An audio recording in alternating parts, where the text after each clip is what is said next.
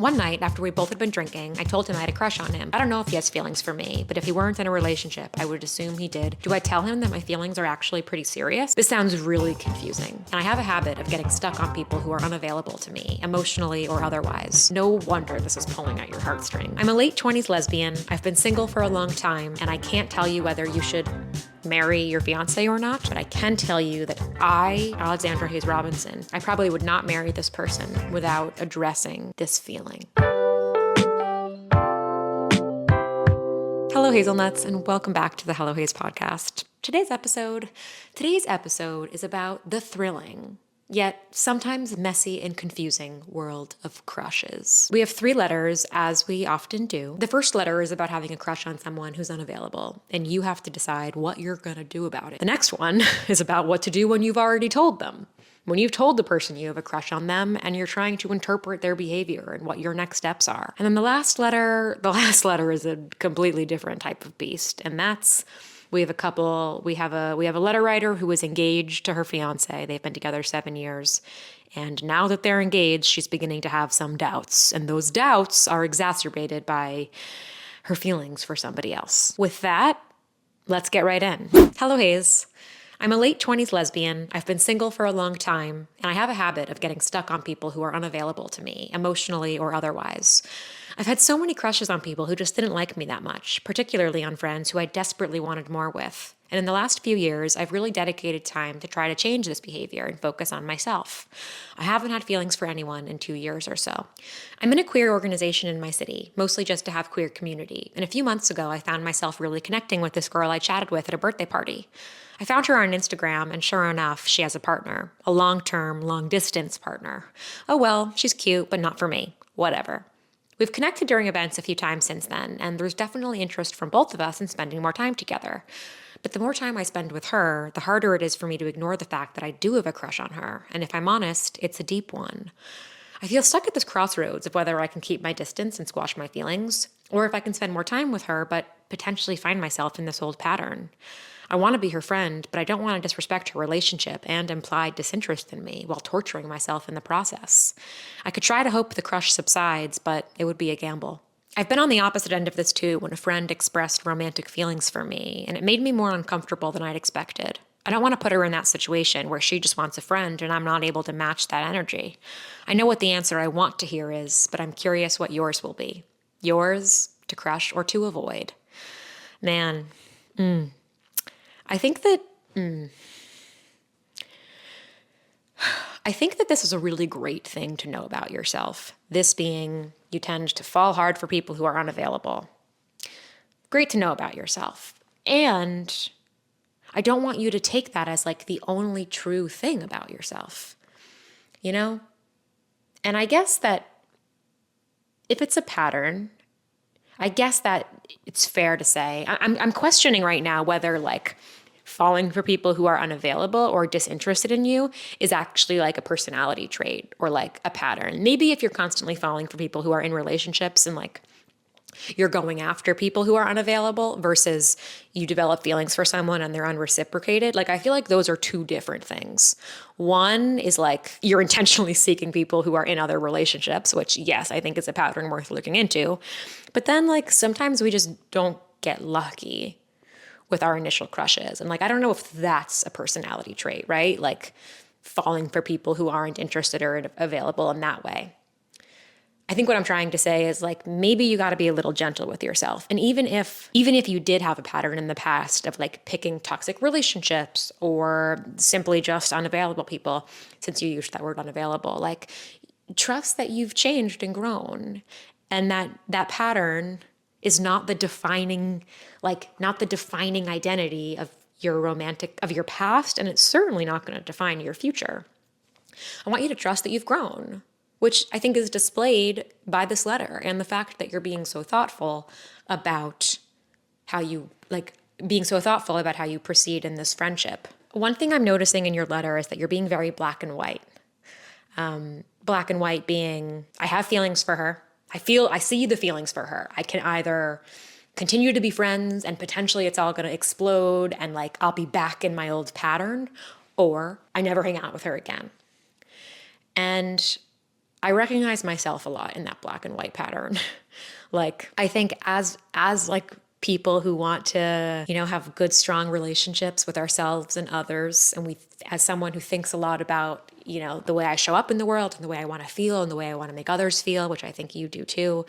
Like, when I sense that I'm falling back into a pattern from the past that I've tried really hard to grow from, I can be really black and white about what I need to do. Like, for example, I have a habit of burning myself out very quickly and working in a way that isn't sustainable for me. And I've been working really diligently to prevent that because I want to make Hello Hayes a sustainable, successful business, creative career for the long term. I don't want to be a star that fizzles out. In order to do that, I've spent a lot of time with my therapist, like identifying some of my patterns and behaviors and trying to come up with new strategies and routines to help me for the way my specific brain works, the way my emotions work, what's happening in my life, etc. Now, after I had I can call it a depressive episode, like after I had a pretty significant depressive episode this past winter, and I kind of shut down a lot of things, I've come really far since then, and I'm extremely proud of myself. But what's been happening over the last few months is like, I've been ready to scale back up again. I've been feeling better. I'm more in control. I have new strategies, and I'm like wanting to dive back into a lot of things. And something that's felt really scary for me is like, well, is my motivation sustainable? How do I know if this motivation is the good kind or if it's the kind that's going to kill me? And it's led to some very black and white thinking on my end. For example, like planning, if I know that I'm going to be away for a long weekend,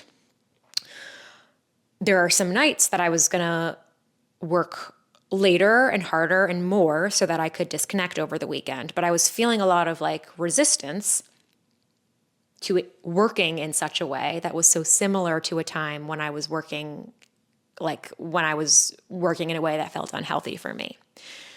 But I had to realize that I'm different now than I was then. I have different tools available to me that I didn't have then. And I'm in control of when I kind of tap in and tap out of this certain work mindset. I'm being flexible with myself. And this flexibility with my work and the way I feel about my work is an ongoing practice. Like I talk about this with my therapist all the time, and I'm practicing it alone at home. Because the other option is that I close myself off from my ambition completely, right? Like I've seen the dark side of my ambition the same way you've seen the dark side of your crush. And there's a world where I could say, I'm just scared of her. I'm scared of my ambition. I'm scared of her, and I don't really want to go anywhere near that. So I'm actually never going to push myself. I'm not going to shoot for the stars. I'm going to stay right here in my, in what's considered normal. But I'm not going to abandon my ambition. For me to experience and make the things I want to make, I have to be flexible with my ambition and with the stuff I want to do. And that means sometimes that I can't be black and white. It's not all or nothing. It has to be somewhere in the middle. And it's really scary when you've seen the dark side of something that matters to you. And for you, you've seen the dark side of having a crush. But I want you to trust that with this thoughtfulness that you've developed and that has always been within you, but that you've been kind of honing over the last couple of years, I want you to trust that it doesn't need to be black or white, that you have what you need to figure it out as you go. You can try being friends and then pull back, and it's not a failure. It's not you regressing into patterns. It's you showing growth. It's you showing that you can function in friendships and relationships and make decisions as you go about what's best for you and best for others. It's hard. It's hard, man. And, that example I gave about the black and white thinking is just one. I think so many of us do this about our patterns. We notice something about ourselves that sucks. Doesn't mean that you suck, but like a behavior of yours or something that didn't serve you, that made you sad or depressed or burned out or whatever, and you work really hard to move away from that thing, we become very protective of not wanting to let that thing hurt us again. But that can close us off from a lot of beauty. And sometimes there is beauty in hard things and in, overcoming, stepping out of your comfort zone. And I think that's what you have to do here. I want you to trust that you can feel things out with this friend and make small micro decisions as you go about what's best. Now that's assuming that you haven't already tried hanging out with her. Like if you've already tried hanging out with her and you just like are having that like heart palpitations and you're just like madly in love, then that's one thing. But if you haven't tried that yet, like give yourself a chance to try hanging out in a group setting and see how it goes. Trust that you're not gonna fall back into any old pattern. Trust that you can handle a group hangout and then assess and go from there. And you can do that as many times as you need to. You're doing like a kind of jumping far into the future thing where you're already imagining what will happen if you hang out and you become good friends and then you have to confess your feelings and they're unreciprocated and then she's gonna feel uncomfortable and then just pause. You're not there yet. Where you are is that you recognize your feelings and you're nervous about it. I don't want you to associate it's normal to not hang out with someone who you have a crush on who's unavailable. I don't want you to associate that decision with like you protecting yourself from some pattern of yours.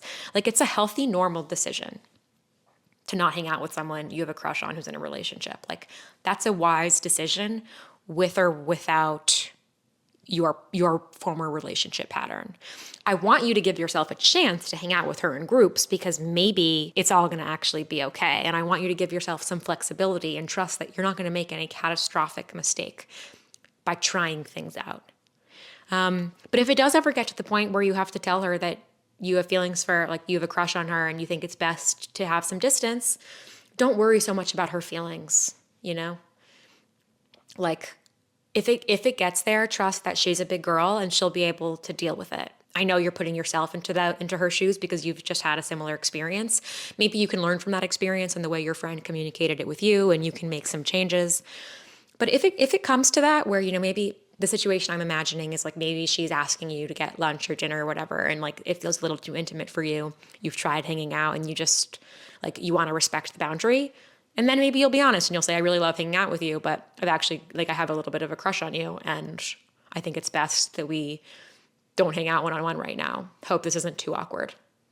Say something like that. And it probably will be awkward, but she will get over it. And you will get over it too. You ended the letter with, I know what the answer I want to hear is, but I'm curious what yours will be. I'm curious what the answer you wanted to hear was. So if you listen to this, write me back. Did you want me to tell you? I really don't know what you wanted me to tell you.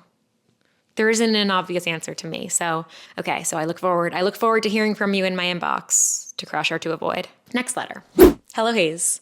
I'm 25 and non-binary, and I hope this doesn't sound too dramatic, but I think I'm in love with my coworker. I've never felt this way about someone before. We met 2 years ago, and at the time, we were the only ones working in person, so we started getting lunch, chatting, and sharing memes. I quickly realized that I had a crush on him, which then developed into very strong feelings. This was around the time that we started hanging out more outside of work. We get along well, make each other laugh, and he's helped me through hard times. I trust him so much and really enjoy spending time with him. However, he's in a long-term, committed, monogamous relationship. I struggled for a while with whether or not to tell him about my feelings. One night, after we both had been drinking, I told him I had a crush on him, but we didn't talk about the details. He said that it's totally fine, and of course he still wants to be friends with me. Things haven't been awkward at all, and if anything, he's been a little too chill about it. We still hang out a lot, possibly even more, text and share memes all the time, and even call and talk on the phone quite often. Plus, we see each other every day at work and go for multiple walks, and sometimes just sit outside and talk. He did not tell his girlfriend about my crush because sometimes she hangs out with us too, and he thought it would make things weird. Recently, though, we've been doing things like splitting a drink, sharing food from the same container, and other kind of intimate things that would be fine for a close friendship, but are questionable given that one person knows the other has feelings. I don't want it to stop, though, because I'm enjoying it. It just pulls at my heartstrings a bit. Do I tell him that my feelings are actually pretty serious? I don't want to lose the friendship, and I don't want to ruin his relationship or make him unhappy. I don't know if he has feelings for me, but if he weren't in a relationship, I would assume he did, given how we act with each other. What do you think? Yours, crush on a close friend. Oh my goodness. Okay. Well, first of all, this sounds really confusing. No wonder this is pulling at your heartstrings. This would be pulling on anyone's heartstrings. This is a confusing situation, and I'm sorry for the tough position you're in. I see that you want to do the right thing and you're scared of losing your friend. But let's be frank, this isn't your friend. I think that the moment you have feelings for someone and you express those feelings, they're no longer in friend category. You kind of can't go back to that platonic place. You've left it. I know this is hard to hear, but like you crush on a close friend are responsible for your side of your relationship with him.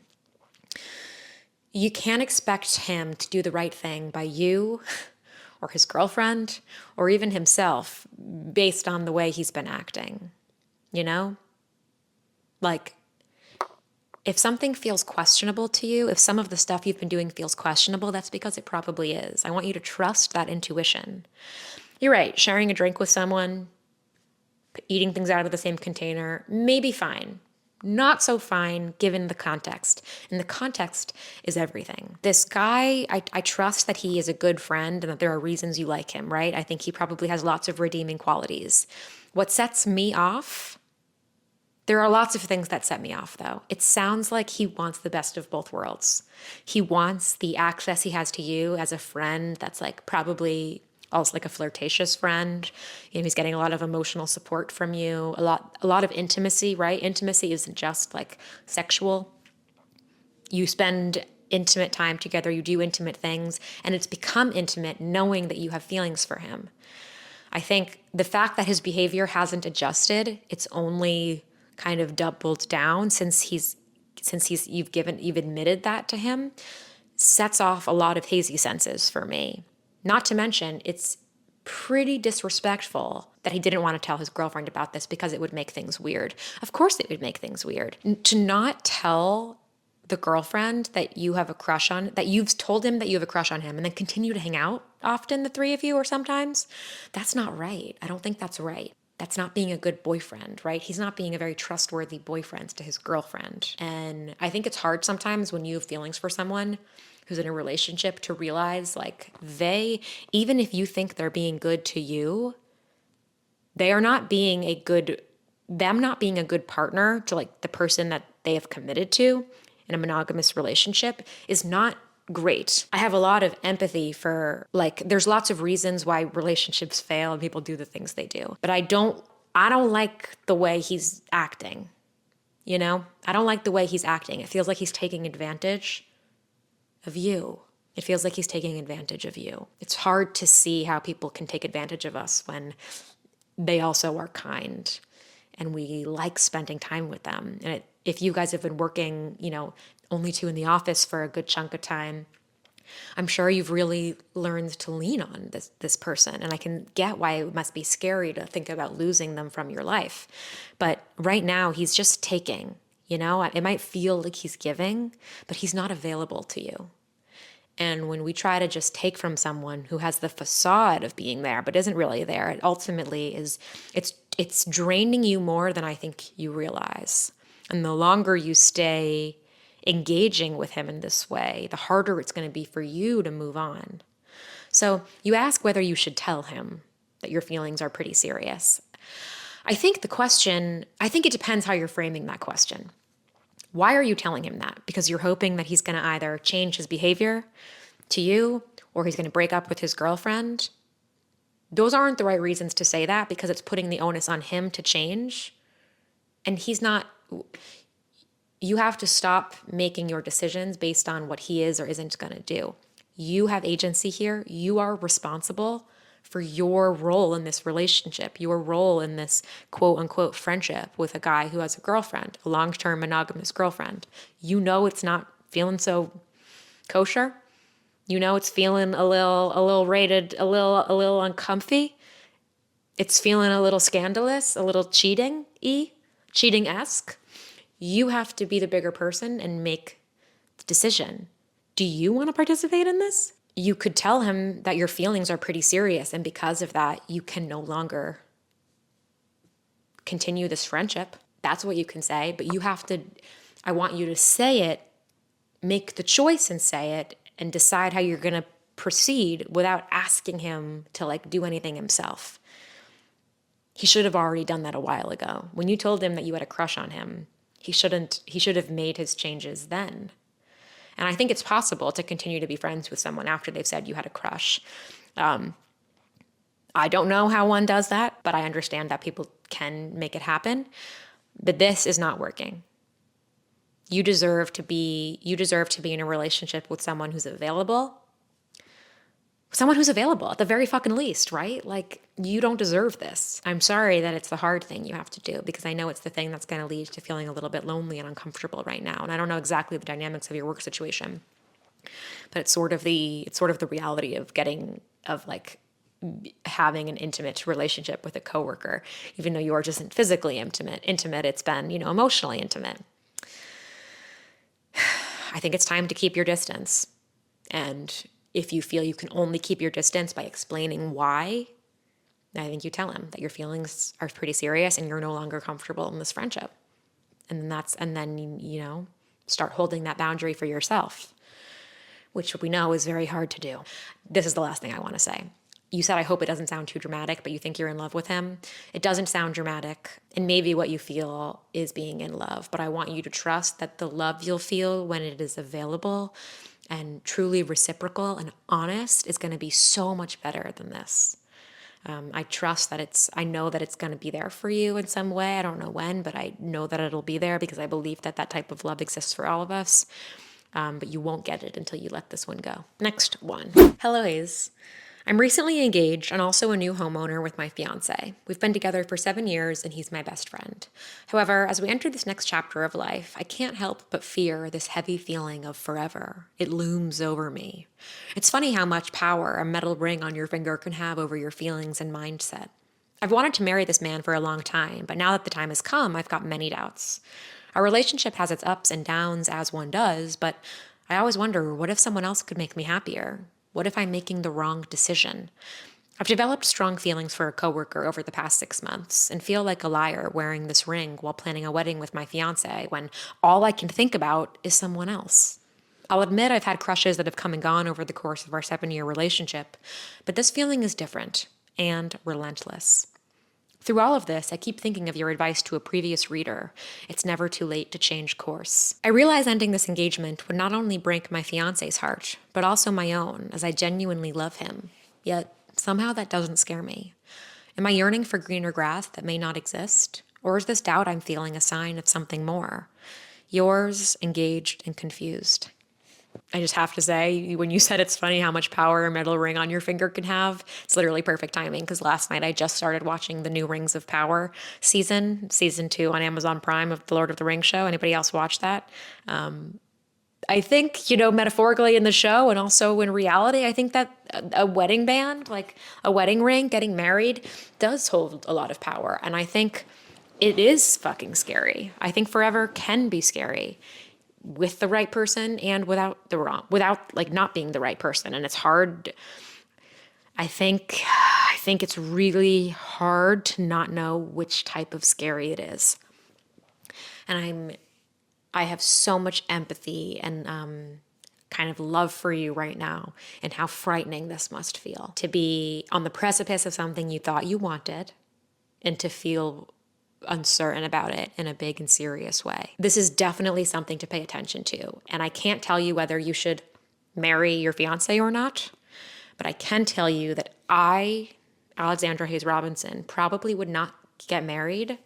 I probably would not marry this person without addressing this feeling, either with a therapist and or a couples therapist and with my fiance. Because part of that is because if you're going to marry this person, they need to be someone that you can talk about hard, uncomfortable fears with. Whether it's the fear of, I'm scared about getting married or something else. This is your life partner. You got to be able to talk with this person about hard stuff. Don't get married and hope that it's going to get easier once you're married to talk about the things you feel. It won't. It will probably only get harder. So I would not get married until I talk about this. That doesn't mean I wouldn't get married, but I would make it a priority to deal with whatever this is. And the reason I said bring up with a therapist and a couples therapist, and I say both because I think couples therapy, a great way that couples therapy can work is like you have your own therapist and then you go to couples therapy. There are so many reasons for this feeling. And I would never dare like diagnose a person, but I've been reading and learning a lot about like relationship OCD. And, I don't talk a lot about like diagnosable conditions in this advice column. I think for good reason. I'm not a doctor. I'm not a mental health professional. I'm a writer.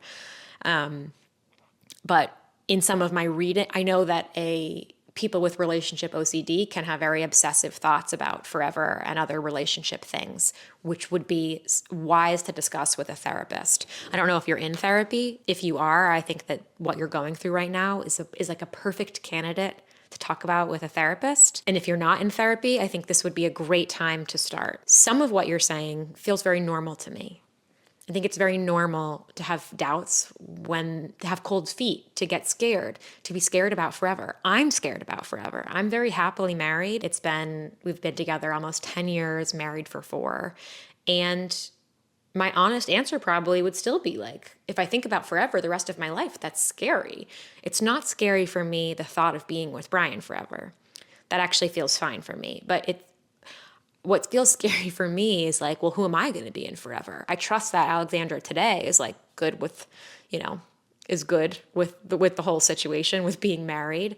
But what starts to scare me and make me spiral sometimes is like, well, who am I going to be when I'm 60? I don't know her. But what comforts me is that I have trust in my communication with my partner that as, Alexandra is growing, like so is Brian. And we are talking that whole time and talking about things that are happening. So I have faith that even though I don't know the person I'm going to be, I have faith in my relationship with my partner that we're going to figure it out. I hope that gives you some comfort, though, that I think it's completely normal to feel freaked out by forever. I'm curious when you say our relationship has its ups and downs as one does. I think that's true. I think all relationships have ups and downs, but it depends on what the ups and downs are. That's one of those hallmark phrases that I think can be used. Kind of like in a previous episode, we talked about the phrase, they're just family. And how, one letter writer had a strong reaction to hearing other people say that, because in her experience, there have been times when she did cut off family, even though they were just family, because we know that sometimes they're just family is not a valid excuse for keeping people in our lives who hurt us. Relationships have ups and downs. Relationships are hard. Similarly, can be used to kind of justify bad behavior or things that really shouldn't be tolerated. So I'd be curious what those ups and downs are. Because some of the ups and downs might mean that this isn't right and you've been ignoring them or suppressing them. What else do I want to say to you? We're going to talk about the crushes now. The way you structured this letter is so interesting because it was sort of like paragraph 1 is about the fears you have about your fiance and forever, which in itself could be like its own type of advice and its own letter about how normal fears of forever are. But then you pivot into this crush piece about how you've had a serious crush on a coworker for 6 months and you feel like a liar wearing the ring, and you've had crushes before, but none have been this relentless. And that actually gives your letter like a whole new dimension. And it makes me wonder, it adds a whole new dimension here. It definitely changes the dynamic of the advice. And I think it changes the truth. This detail changes whatever the truth is for you. I think it's normal to have some crushes, but if you have had crushes constantly over your 7-year relationship, I'm curious what those crushes have felt like. Have they felt at the time like they were interfering with your relationship? Because that's important. If they're just fun daydreams, like in the letter writer's story from the Haley Jacobson episode, like you daydream about people at work, but you have no interest in them and it actually isn't impacting your feelings for your partner at all. Or is it those type of crushes, what I would call a harmless crush, what Haley calls a crush of convenience? Or have they been crushes that have made you not want to be intimate with your fiance? Those details matter. I would ask yourself that. The fact that this crush has come up, you said it's come up over the last 6 months, these strong feelings for your coworker, I imagine that's right around the engagement.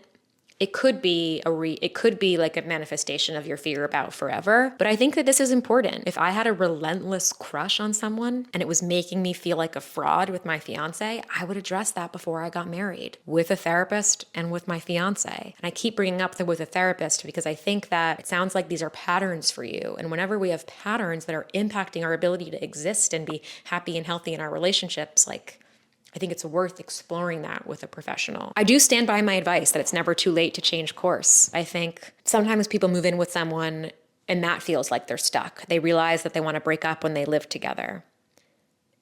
And I'd say better to move out and deal with the breakup then than, down the line. And same thing when you're engaged to get married. I think better to break it off when you're engaged. And when you're married, I mean, sometimes divorce is the best option. I guess part of what makes forever feel so scary is that it makes you feel like you have no options. And what I mean by the advice, it's never too late to change course, is that you always have options. You always have options. I feel that very passionately because I think that what is so scary is when people feel so stuck that they have nowhere to turn and nothing else to do. But you have options, and you have more options than cheating on your fiance, right? Or being miserable in your marriage. You have the option to leave or stay, but explore the problem. Find new solutions that involve staying with your partner, but, figuring out what it is within you that is needing something more. Because maybe you're needing something more, and we got to go on a journey to figure out what that is. I don't think you're yearning for greener grass that might exist. Your letter to me doesn't feel like you're waiting for something more. I think that you're trying to figure out what is not sitting right within you. And those are kind of different. I don't think you're the kind of person that's just always waiting for something better. I think you're noticing that things can be better, and they can be better. The way you feel now is not how you should feel going into your marriage. Doesn't mean that this isn't the right person for you. I don't know that. But the way you feel is not right. And before I married this person, I would be having open and honest conversations to figure out what isn't working. And that is it for today's episode of Hello Hayes. If you enjoyed the show, please hit the follow or subscribe button so you don't miss any future episodes. And if you want to hang out with me in the future, which I hope you do, I'd love hanging out and chatting with you guys. You can follow me on Instagram at AFHayes. Sometimes I'll do like polls and ask you guys questions and feedback, and it's just a great way to connect and to support the growing world that is Hello Hayes. So thank you all so much. Can't wait to talk with you next week. Have a great rest of your day.